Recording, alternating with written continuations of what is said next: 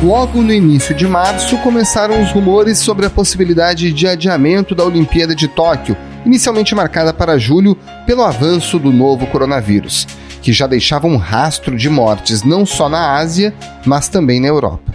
Na Itália, já são 34 mortes e quase 1.700 casos confirmados. Ainda assim, tanto o governo do Japão quanto o Comitê Olímpico Internacional eram otimistas, pelo menos no discurso. Esse otimismo é um pouco estratégico, viu? Nem o primeiro-ministro Shinzo Abe, nem ninguém hoje pode afirmar que os Jogos Olímpicos acontecerão normalmente na data marcada. Mas é que a economia japonesa precisa que eles aconteçam. Não deu outra, a doença avançou, como o brasileiro já descobriu da pior forma. E os Jogos foram adiados. A nova data, 23 de julho de 2021.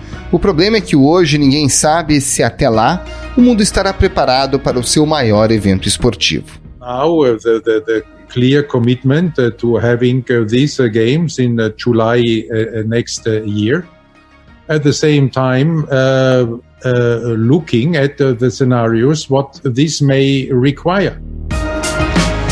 O próprio presidente do COI, Thomas Bach, admitiu no final da semana passada, em entrevista à rede britânica BBC, que a Olimpíada pode ser cancelada e que é preciso avaliar as condições necessárias para que o evento aconteça. Quais são os fatores que definirão pela realização ou não dos Jogos? O que está em debate, além dos aspectos esportivos da competição, como a pandemia afeta o esporte olímpico do Brasil? Esses são os temas do Ao Ponto desta segunda-feira. Eu sou o Roberto Maltic, hoje sem a Carolina Moran. E nesse episódio, a gente conversa com o jornalista Renan Damasceno, editor assistente de esportes, e com o diretor de esportes do Comitê Olímpico Brasileiro, Jorge Bichara. Fique com a gente.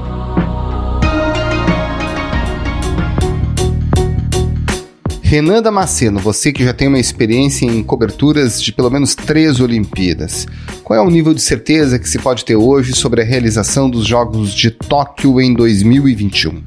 Pois é, Maltic, quando Thomas Bach fala em cancelamento, que seria o último caso, inclusive é uma palavra que tanto o COI quanto o Comitê Organizador do Japão tenta ao máximo falar, ele mostra que o COI está no topo de uma pirâmide de decisões que precisam ser tomadas num cenário de muita incerteza, né? Quando foi adiada a Olimpíada, no final de março, o mundo tinha pouco mais de 400 mil casos. Agora, 2 meses depois, são 5 milhões de casos, né? O próprio Japão mesmo, que tinha pouco mais de 1.000 infectados na época da decisão do adiamento, hoje tem 16 mil. É claro que está longe de ser o epicentro, o Japão, mas a gente tem que lembrar que Olimpíada, o espírito olímpico é sobre unir fãs e unir o mundo inteiro. Então, hoje é muito difícil você pensar em atletas do mundo todo, em torcedores do mundo todo, comitês, treinadores, tudo que envolve um jogo olímpico é ainda muito precipitado e difícil precisar quando vai se saber que existirá uma segurança no mundo todo para que essas pessoas viajem para o mesmo local. Olimpíada ela é muito diferente de todos os eventos esportivos. Então, uma coisa é você pensar um campeonato local de futebol voltar sem torcedores, você pensar em mudar e estabelecer protocolos locais. A volta do futebol alemão vai marcar o retorno das ligas de primeira linha da Europa. Só que o futebol vai voltar por lá com regras rígidas e com muito monitoramento. Outra é você lidar com um evento com milhares de pessoas do mundo todo viajando para o mesmo lugar.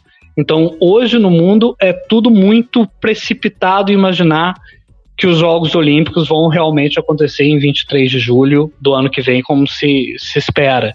E na hora que o Thomas Bach fala à BBC nessa entrevista, ele mostra como o COI está tendo que lidar com várias decisões ao mesmo tempo, porque ele cita a questão do dinheiro que se gasta em se manter um comitê organizador trabalhando sem saber até quando, enfim, 3 mil, 5 mil pessoas trabalhando num custo altíssimo. It's a mammoth task and there is no blueprint for it, so we have to reinvent the wheel day by day. Como que você continua mudando o calendário esportivo mundial sem ter uma ideia? Porque a gente tem que pensar que a Olimpíada envolve quase 40 modalidades e elas têm federações com calendário próprio, com mundiais, e essas federações dependem desses mundiais, inclusive, por patrocinador, para entrar, enfim, suas principais receitas estão nesses mundiais das federações.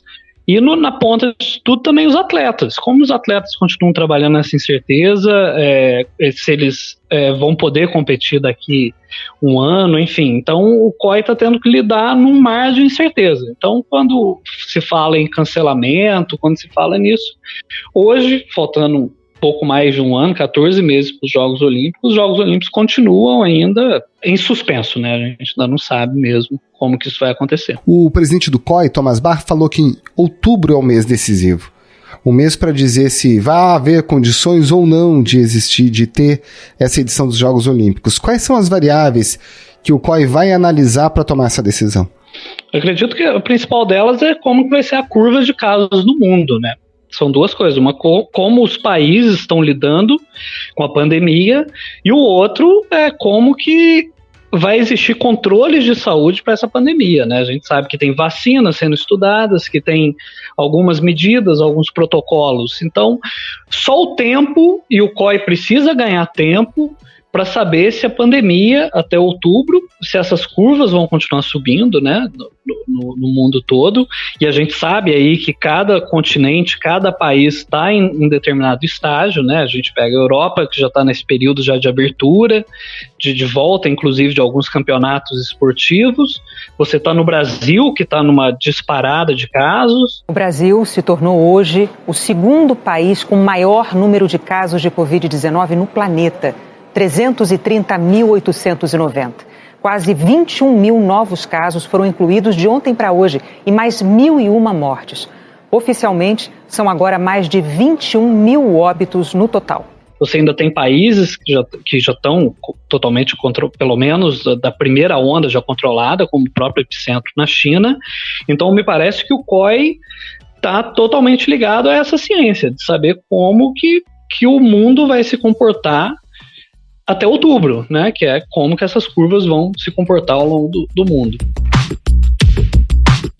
É um dos nomes mais importantes do COI, né? O John Coates, que é o vice-presidente do COI, que é da Austrália, mencionou essa questão. Você tem, por exemplo, o Japão, eventualmente, numa situação que pode até estar boa, mas você vai ter países como o Brasil, que está numa situação incerta, e ponderou que mesmo com a descoberta de uma vacina, até um determinado mês desse ano, você ainda assim não teria certeza de que a Olimpíada ocorrerá.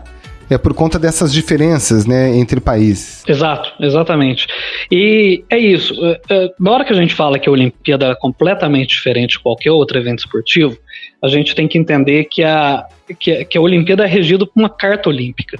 E essa carta olímpica, ela mostra que o espírito esportivo ele tem que ser algo que a Olimpíada é uma comunhão mundial. E é impossível você pensar num evento olímpico sem a possibilidade de unir fãs e unir o mundo inteiro, né? No Rio a gente teve 204, 207 países. Agora nos Jogos Olímpicos, Lucarelli sacando, e é ponto do Brasil!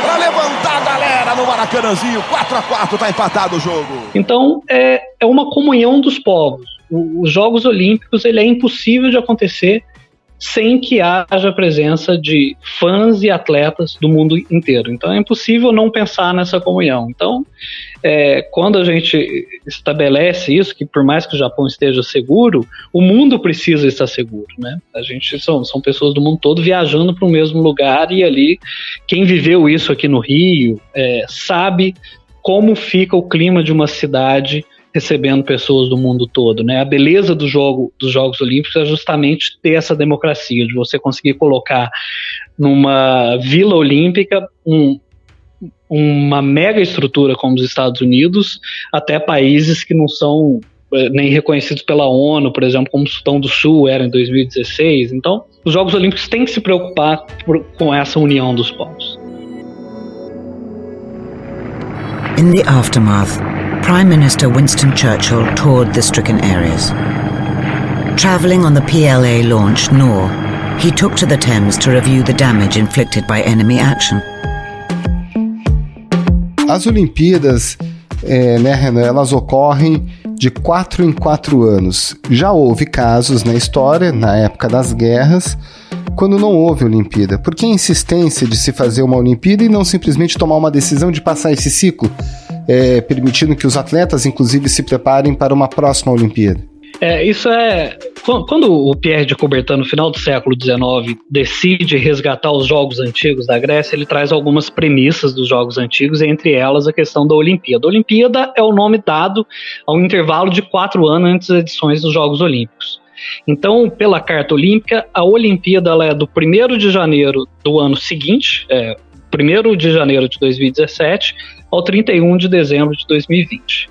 Então, mesmo quando os Jogos Olímpicos antigos, os Jogos Olímpicos do século passado foram cancelados, foram respeitadas essas datas. Então, se não teve em 1916, retomou em 1920. Não teve 40 e 44 e retornou em Londres em 48.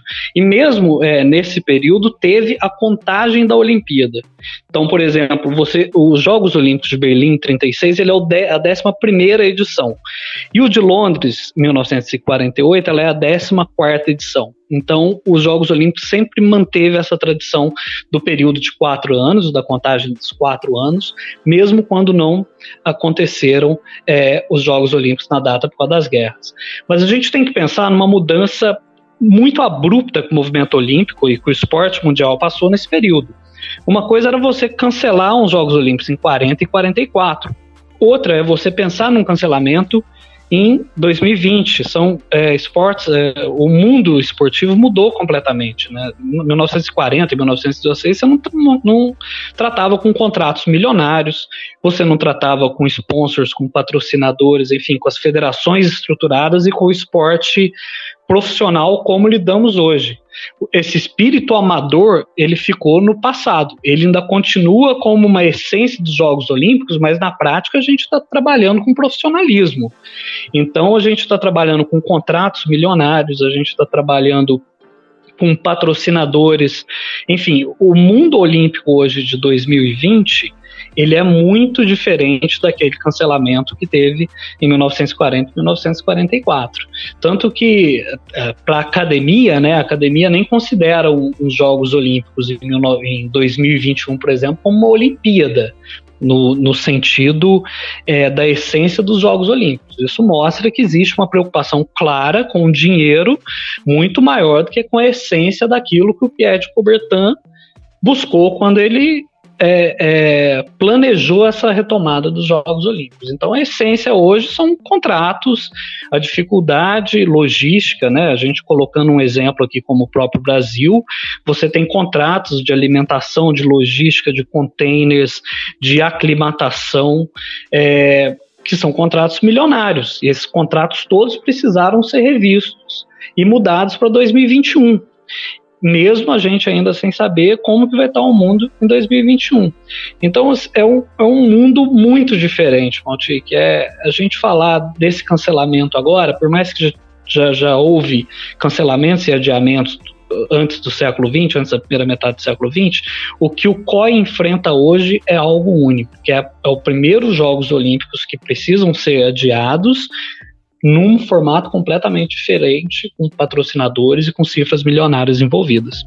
Renan Damasceno, muito obrigado pela sua participação aqui no Ao Ponto. Uma ótima semana. Obrigado, Maltic.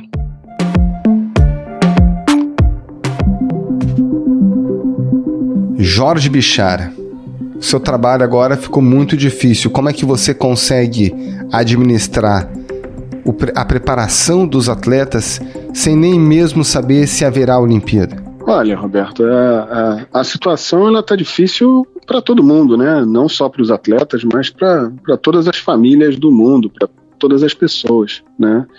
O cenário esportivo, ele carrega nesse momento uma quantidade muito grande de incertezas, muito grande de falta de informações que não permitem que uma questão fundamental para o esporte aconteça, que é o planejamento, que as pessoas consigam se organizar sabendo quais as suas condições de preparação, quais são os seus objetivos, quais são as suas metas. Essa é uma situação que hoje o mundo está sofrendo e o esporte também, né?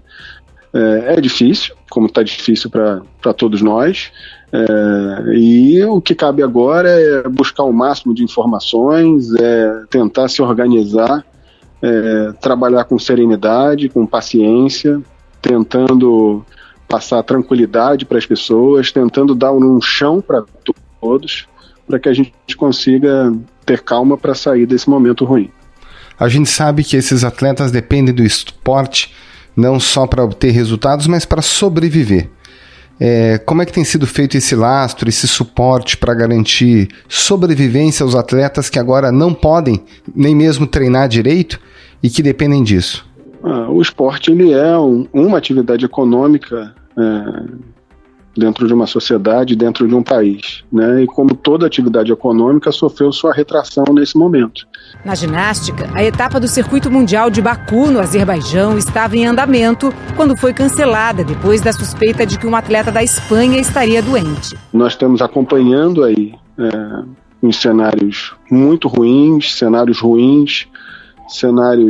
médios em relação às instituições, né, que são as responsáveis por organizar a participação desses atletas, por sustentar esses atletas dentro da sua prática diária de treinamentos e competições, né. O que nos cabe é dialogar com elas, é buscar alternativas, dentro das nossas possibilidades como Comitê Olímpico, oferecer suporte. No nosso caso específico, nós estamos trabalhando diretamente com as confederações, com os nossos filiados, no sentido de garantir, né, o orçamento que foi previsto no início do ano, né, para todas elas, e estamos buscando outros meios, né, de poder ajudar as confederações a poder trabalhar com as suas federações, clubes e atletas na sustentação do sistema olímpico brasileiro. Uma das questões mais graves desse processo é o custo de logística. As competições, os treinamentos no exterior. O senhor vê o risco de o Brasil, por exemplo, não poder ser representado em determinadas modalidades por um risco de quebra mesmo da confederação, de incapacidade de sustentar esse processo de logística que antecede qualquer competição do nível dos Jogos Olímpicos?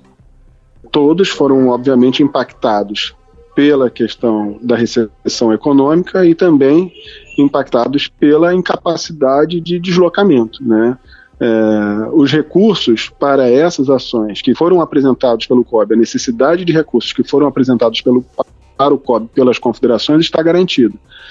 O COB, ao longo dos últimos anos, fez uma reserva de contingência, né, e nós oferecemos às confederações a garantia de que os recursos existiriam para o que estava planejado. Dentro de um cenário muito difícil, que é o cenário brasileiro, esses recursos, obviamente, ainda são insuficientes para você garantir uma série de situações, né? Quem mais está sofrendo nesse momento, na minha visão, são os clubes, né? Pela interrupção dos seus campeonatos, pela dificuldade da cobertura pela televisão, pela fuga dos patrocinadores. As piscinas que a gente treina aqui são públicas, muitas vezes municipais, estaduais, então essas foram as primeiras a serem fechadas para evitar aglomeração de pessoas, e com isso fica impossível de treinar, você não tem piscina, não tem academia. Isso cria um cenário muito difícil, numa entrada de recursos dentro desse mercado esportivo que dá sustentação para que ele caminhe. Agora, quais são as modalidades no Brasil que você vê que, por conta da crise provocada pela pandemia, correm maior risco? Olha, Roberto, o esporte de alto rendimento, ele não é um esporte barato, né? As necessidades que o esporte apresenta para que você se mantenha competitivo no mundo atual, elas requerem um nível de investimento alto, seja em termos da preparação do atleta, seja nas questões logísticas, seja na compra de equipamentos, né? É difícil você estabelecer qual modalidade está com mais dificuldade do que a outra. Existem entidades esportivas que estão passando por momentos difíceis, né, por outros problemas gerados, não exclusivamente pela pandemia, e que com o efeito da pandemia, com o impacto da pandemia agora, elas estão sofrendo mais ainda, né? Então, algumas entidades esportivas que já vinham com problemas de ordem administrativa, obviamente estão sofrendo mais, né? Então você vai encontrar uma Confederação Brasileira de Desportos Aquáticos que está enfrentando um momento muito difícil, você vê uma Confederação Brasileira de Handebol também passando por momentos difíceis num processo de reestruturação, e outras que estão conseguindo, já estavam conseguindo sair desse momento difícil, como a Confederação Brasileira de Taekwondo, né, que tinha conseguido já sanear problemas internos, estava num processo já ajustado de escalonamento das suas dívidas e estava caminhando para um momento de subida, né? Já tinha tido bons resultados esportivos no ano anterior, em campeonatos mundiais, conseguiu classificar atletas para os jogos, mas que vai sofrer o impacto dessa pandemia que causa uma recessão econômica para todos. Jorge Bichara, diretor de esportes do COB, muito obrigado pela sua participação no Ao Ponto e uma ótima semana. É um prazer, fico à disposição de todos, um grande abraço.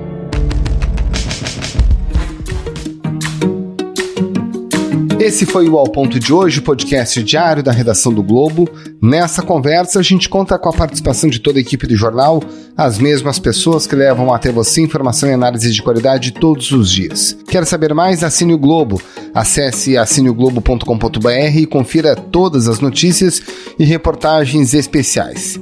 Lembrando, o material de utilidade pública relacionado ao novo coronavírus está aberto no site também para quem não é assinante. A edição é do João Guilherme Lacerda. Tchau!